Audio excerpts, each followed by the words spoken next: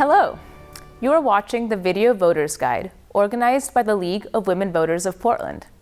We are in the studios of Metro East Community Media to talk with candidates running in the November 2020 general election. All candidates who filed for this race were invited to participate in the Video Voters Guide. However, there are many reasons during a campaign why a candidate may be unable to appear. For comprehensive coverage by the League, including information on candidates who might not have been available for a video interview, visit vote411.org. Information is available in both English and Spanish. Candidates may choose to include additional information on Vote 411, such as their own YouTube videos. Watch, share, and be an informed voter. Hello, this is Debbie Kay with the League of Women Voters of Portland. With me today is Sue Piazza, running for Gresham City Council, Position 5. Welcome, Sue. Thank you for having me. Glad you could join us. Tell us a little about yourself, why you're running for this office, and what unique characteristics you bring. Thank you. I have been a lifelong East County resident, growing up in the area, graduating from the local high school, and raising my children also in the area, and now my grandchildren. Part of that's the reason I have decided that this was a good time for me to run. I want to make sure that Gresham stays a great community for my grandchildren to grow up in. I personally started after high school in the family business. My parents started a pizza manufacturing company, and I worked my way through that, doing everything you could think of, and eventually becoming the CFO of the corporation and helping it grow to a rather large company. When I sold my shares in the business, I was a CFO, and it was a multi-million-dollar international company. And from there, I went into real estate in the local area again. And this gave me the time to do a lot of volunteer work. I've always believed in giving back to my community. I think it's very important that we give back to our communities. And so I've done several things in the areas, especially with the schools. I started on the budget committee for the school district. I've spent over 20 years on the Education Foundation and being a past president. I've done volunteerism with the Gresham Chamber, the Rotary, and several other organizations. A few of the things that I would like to point out are a couple of things that specifically have been extremely helpful to women and children, which kind of has been my passion. When I turned 50, I decided that I wanted to try to raise $50,000 for some 5 local charities. So I spent a year doing different things, coming up with creative ideas, and ended up raising $78,000 to give to local charities in the area. And then a friend of mine, another businesswoman in Gresham, we started an organization where we help young businesses, women businesses. We called it the Board of Directors, and we became each other's Board of Directors to help women be successful, taking an idea or home business and growing it into a street business, a brick and mortar business.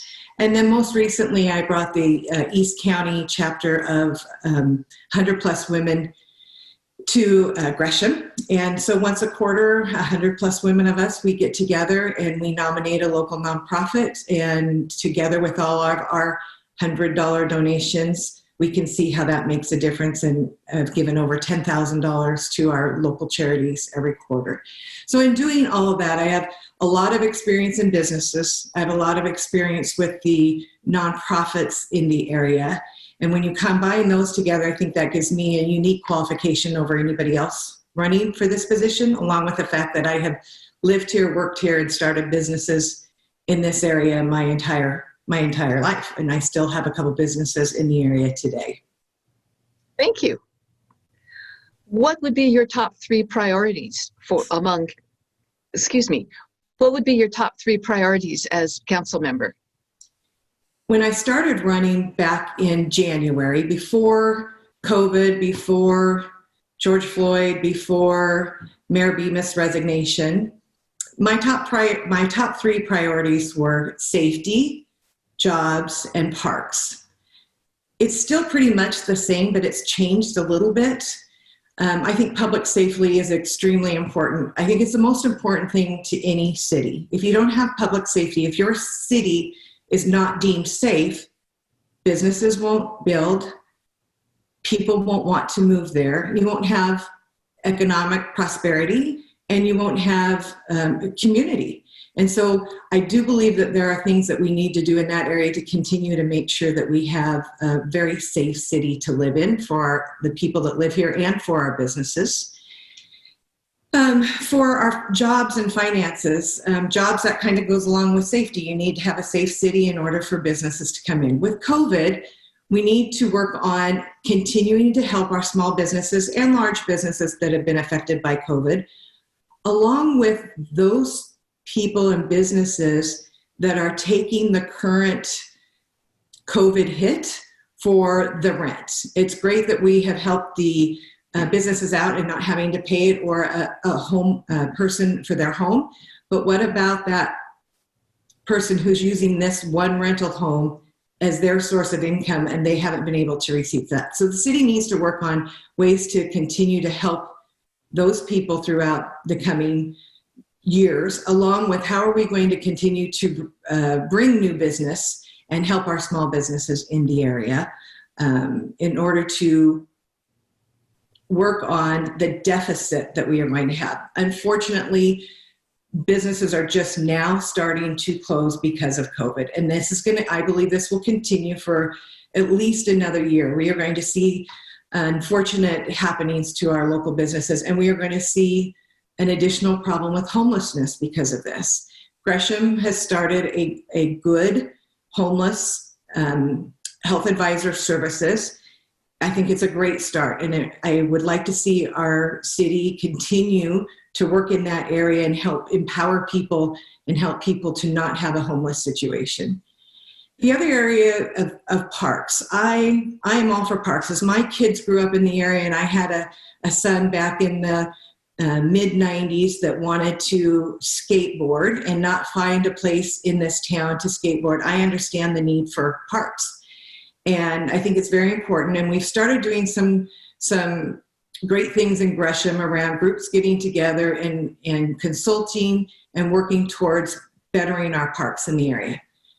But unfortunately, right now, I'm not sure that a new parks district is the way to go in Gresham. I want to bring public-private partnerships together. I think we can do this. We've already had great success in Gresham with some public-private partnerships for parks. And I would like to see us research that more and continue to see what we can do in that area, because right now, with everything that's going on, with the deficit that the city of Gresham is going to be in, with new tax measures that are on the ballot, this is going to be a huge hit for the average family. And we need to look at this as a whole and say, okay, let's sit down and look at everything again, because we are in a different situation going into 2021 than we were when we were going into 2020. Thank you. We have about a minute left. Our next question was going to be about COVID and fallout and reduction in city revenue, but I think you've handled that. So how would you address the public's significant concerns about police and community relations, use of deadly force, and officer accountability in a minute? Okay. I think I covered the public's concerns a little bit about safety earlier. The use of deadly force and what is happening with the police departments today. One thing I can say is Gresham is Gresham. It's not Minneapolis, and they have a great 3-year record of no complaints in arrests. But that's not saying we can't do better. And there are things in place that they are starting to work on, and we need to continue to work and say, what is it the police department is doing that maybe another department would be better qualified to do? So do we need the mental health issues that the police are asked to go forward, where this is usually the problem in the concern of deadly force? And maybe that's another department that needs to take that over. We need to look at that as a whole and for our community directly, because we want our police to work and have the right skills that are exclusive for our city. Thank you. We have run out of time. I very much appreciate getting to hear from you. Thanks for joining us today. Thank you for your time. This has been the Video Voters Guide. Thank you for watching.